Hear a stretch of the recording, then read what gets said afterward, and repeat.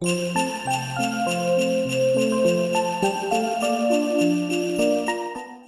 Gift of the Magi is a short story written by O. Henry. The story follows a young couple and the difficulty they face trying to find the perfect gift for each other with the very little money that they have. They have only two prized possessions between them: Della's beautiful long flowing hair and Jim's shiny gold watch, which had belonged to his father and his grandfather. On Christmas Eve, with very little money to spend and desperate to find a gift for Jim, Della sells her hair to buy a platinum pocket watch chain for Jim's watch.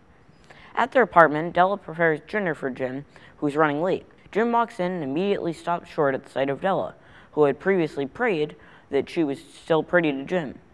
Della then admits to Jim that she sold her hair to buy him his present. Jim gives Della her present, an assortment of expensive hair combs, useless now that her hair is so short. Della then shows Jim the chain that she bought for him, to which Jim says that he sold his watch to get the money to buy her combs. Although Jim and Della are now left with gifts that are now useless to each other, they realize how far they are willing to go to show their love for each other, and how priceless their love really is. The story ends with the narrator comparing the pair's mutually sacrificial gifts of love with those of the biblical Magi. The Magi are wise men who brought gifts to the newborn baby Jesus. The narration explains that of all those who give gifts, these two were the wisest. Of all who give and receive gifts, such as they are wisest. Everywhere they are wisest. They are the Magi. The story of two people giving each other gifts that they can both no longer use because they sold their possessions has been adapted many times into various films and TV, including Sesame Street, My Little Pony, Futurama, and Mickey's Once Upon a Christmas. This version has Mickey and Minnie as Della and Jim. This time, Mickey is given a harmonica case, and Minnie is given a watch chain. Oh my! A chain for my watch! Oh, Mickey, it's beautiful, but I traded my watch to get you that case. And I traded my harmonica to get you a chain for your watch. Oh, Mickey, I can't believe you gave up what means the most to you for me. Oh, Minnie. You're all the music I'll ever need. Oh, Mickey! You're a mean one, Mr. Grinch. You really are a heel. You're as cuddly as a cactus. You're as charming as an eel, Mr. Grinch. You're a bad banana with a greasy black peel.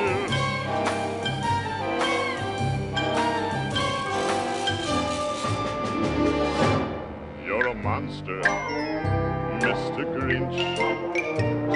Your heart's an empty hole. Your brain is full of spiders. You've got garlic in your soul, Mr. Grinch. I wouldn't touch you with a 39.5-foot pole. How the Grinch Stole Christmas is a children's story written and illustrated by Dr. Seuss. The story was published by Random House in 1957, and in 2012 it was ranked number 61 among the top 100 picture books in a survey published by the School Library Journal, the fourth of 5 Dr. Seuss books on the list. The story follows the Grinch, a grouchy, solitary creature who attempts to put an end to Christmas by stealing Christmas-themed items from the homes of the nearby town Whoville on Christmas Eve. Joined by his dog sidekick Max, the two sneak into Whoville when everyone else is asleep and steal the Who's presents, trees, and food for their Christmas feast. On one burglary, he is interrupted by Cindy Lou Who, a little Who girl, who mistakes him for Santa Claus. Despite his efforts, Whoville's inhabitants still celebrate the holiday, and their singing quickly changes the Grinch's attitude toward Christmas. The Grinch's heart grows 3 times bigger, and he returns everything that he stole and is the guest of honor at the Who's Christmas dinner. This story has been adapted twice, in the 1966 animated TV movie starring Boris Karloff as both the narrator and the voice of the Grinch, and a live-action feature film. Directed by Ron Howard and starring Jim Carrey as the Grinch.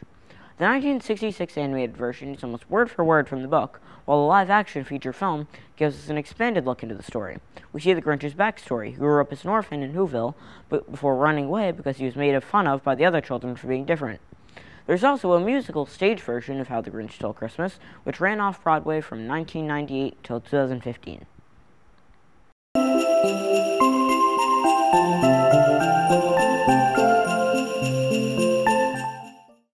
Christmas Carol is a story by Charles Dickens, first published in 1843. It is considered to be one of Charles Dickens' most popular works, including Oliver Twist, Great Expectations, and A Tale of Two Cities, and many more. Today, the story is still relevant and has been adapted into many films, television shows, and stage plays. The story follows Ebenezer Scrooge, who on Christmas Eve is visited by the ghost of his former business partner, Jacob Marley.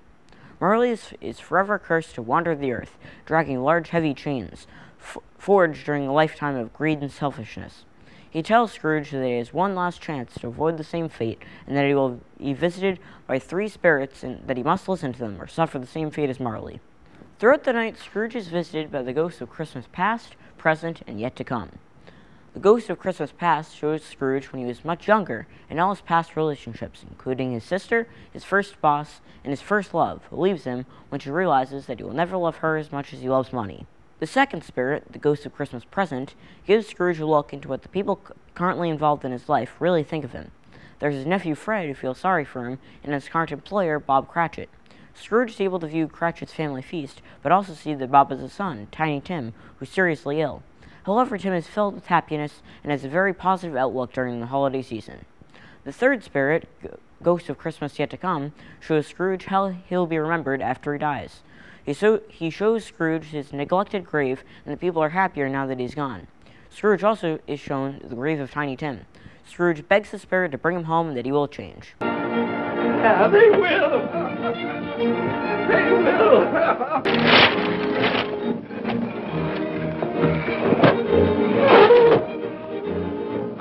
Glorious, glorious! Hey, boy! Hey, a Merry Christmas! It is Christmas Day, isn't it? Why, of course! I knew I hadn't missed it. Oh, the spirits have done it all in one night. Scrooge awakens on Christmas morning with joy and love in his heart. He spends the day with his nephew's family and anonymously sends a prize turkey to the Cratchit home for Christmas dinner. The following day, he gives Cratchit a raise, and Scrooge now treats everyone with kindness, generosity, and compassion. The story ends with Tiny Tim's famous words, "God bless us, everyone." A Christmas Carol still remains popular today, having never been out of print, and has been adapted many times, including Mickey's Christmas Carol, The Muppets Christmas Carol, starring Michael Caine as Ebenezer Scrooge, Scrooge featuring Bill Murray, and a computer-animated version starring Jim Carrey.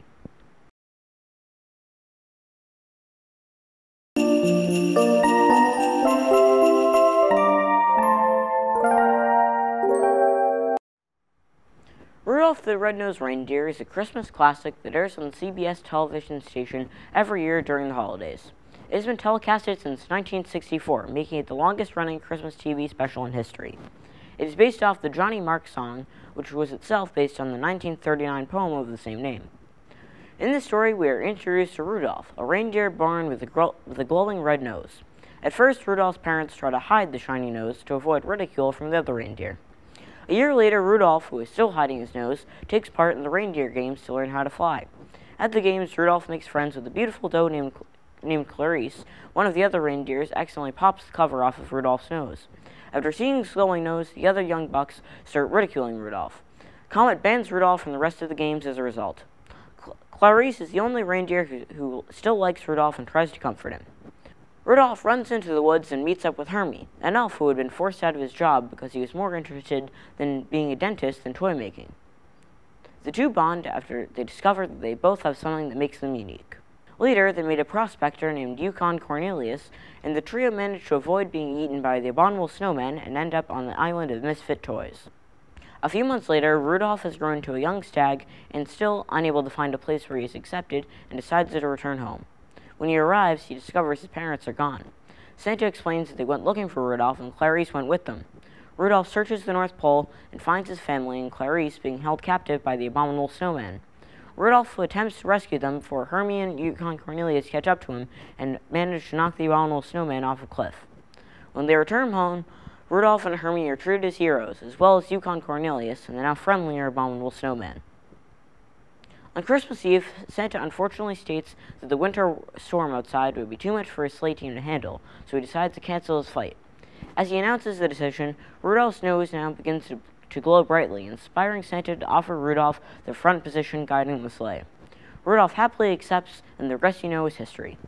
The central theme to this story is that everyone is different, and sometimes the things that make us different is also what makes us special.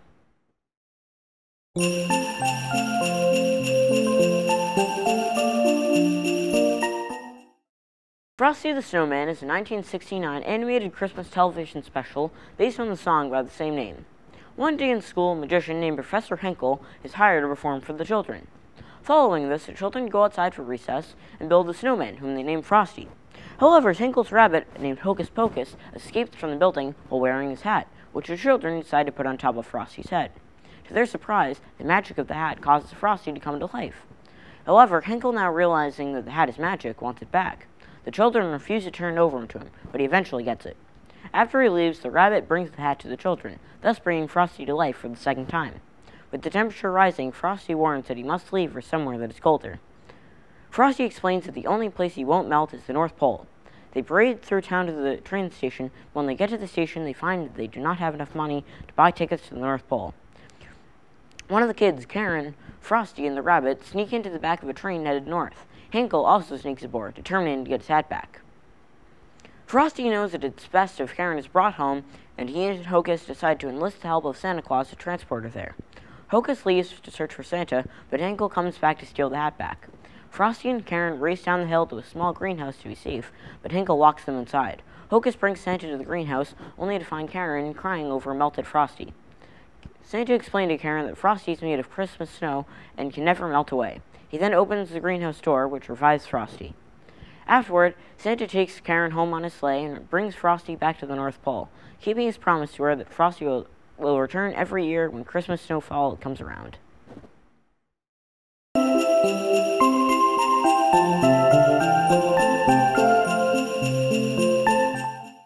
I Want a Dog for Christmas, Charlie Brown first aired on December 9, 2003. It was directed by Bill Mendelez and Larry Leichlater.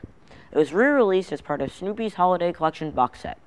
In this Peanuts special, the main character is Rerun, who has only one wish, to get a dog for Christmas. However, he is blocked from this because his mother believes that he is not mature enough to raise a dog. Still, this does not stop him from hoping that he will receive his beloved dog to play with. He constantly asks Charlie Brown to let Snoopy play with him, and eventually calls Snoopy's brother Spike if he wants to move out of the desert to live with him. This Peanuts holiday special is funny and entertaining to say the least. I also like seeing a change of perspective with Rerun.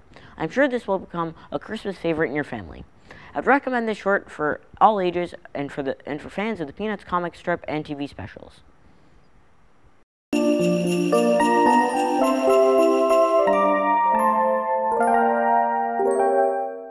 "'Twas the Night Before Christmas" is a 1974 cartoon directed by Jules Bass and Arthur Rankin Jr., based on the poem by Clement C. Moore. The story features a human family and a mouse family who are both very sad and disappointed when their letters to Santa are returned to them. A human father, a clockmaker, has planned to build a clock that plays Christmas music. This is their plan to make Santa forgive them for whatever they have done that has made Santa angry at them. Meanwhile, the mouse father discovers that someone has written a letter that says the whole town does not believe in Santa. This is the reason that he returned the whole town's letters to him. The mouse father discovers that his own son wrote the letter. Problems become even more complicated when the clock does not work the way it should. Together, they all have to fix the clock and save Christmas. I love this great holiday special. I enjoy its fun plot and characters. This short is fun for all ages. All of us at Tim Talk want to wish your family a Merry Christmas and a fantastic 2017.